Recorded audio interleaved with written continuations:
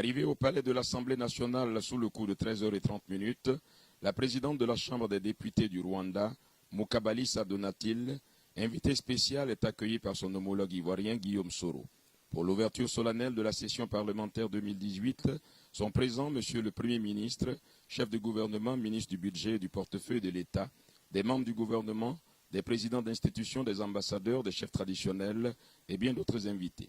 238 députés sont présents à la cérémonie sur les 253 siégeants. Le président Guillaume Soro, dans son discours officiel d'ouverture, est resté en phase avec le thème de la session, à savoir « Bâtir une nation forte, prospère et solidaire par le pardon et la réconciliation ».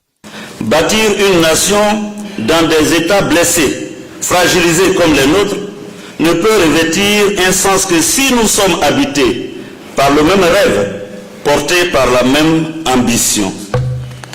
Et c'est là que le pardon et la réconciliation dont je parlais tantôt, chers collègues, prennent tout leur sens.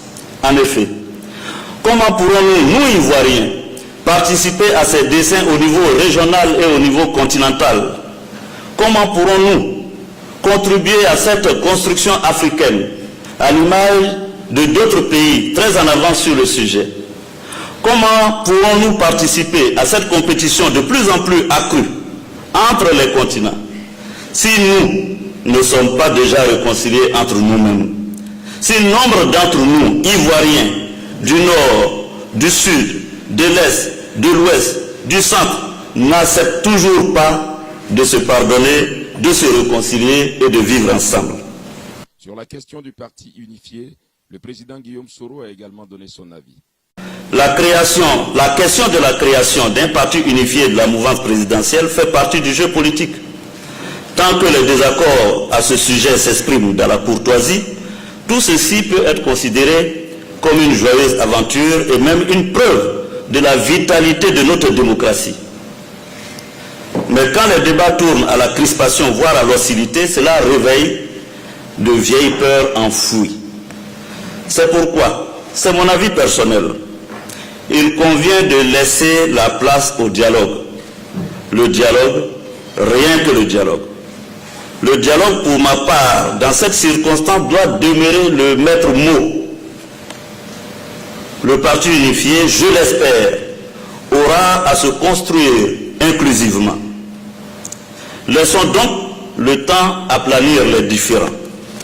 Il a aussi félicité les sénateurs nouvellement élus et a demandé à l'ensemble des députés de leur réserver un accueil chaleureux et une bonne collaboration pour le rayonnement de la démocratie dans notre pays. Mukabalisa Donatil, présidente de la Chambre des députés du Rwanda, dans son intervention, a partagé avec les parlementaires ivoiriens l'expérience de son pays qui, malgré tout, a décidé d'aller à la réconciliation pour une paix durable et définitive. Comme vous le savez tous, notre pays a connu une horrible histoire, très douloureuse, caractérisée par la mauvaise gouvernance, des régimes politiques divisionnistes, qui avaient institutionnalisé l'exclusion et les haines. Ce qui a culminé au génocide perpétré contre les Tutsis au Rwanda en 1994. Ce génocide qui a emporté plus d'1 million de vies humaines en seulement 100 jours, a laissé le pays complètement détruit, une population traumatisée, les rescapés du génocide ayant des blessures physiques et psychologiques, la majorité étant des orphelins et des veuves, qui avaient été d'ailleurs doublement touchés par le génocide, d'une part parce qu'ils étaient Tutsis, et d'autre part parce qu'elles étaient femmes, avec toutes les atrocités qu'elles ont subies, que je ne pourrais pas citer ici. Je dois dire ici que les causes originelles de ce génocide vont même bien au-delà du Rwanda. Après ce génocide, le peuple rwandais a fait le choix du chemin de la réconciliation et de l'unité. Pour terminer, le président Guillaume Soro a annoncé pour très bientôt la réunion du bureau de l'Assemblée nationale qui va définir le calendrier des travaux pour cette année 2018.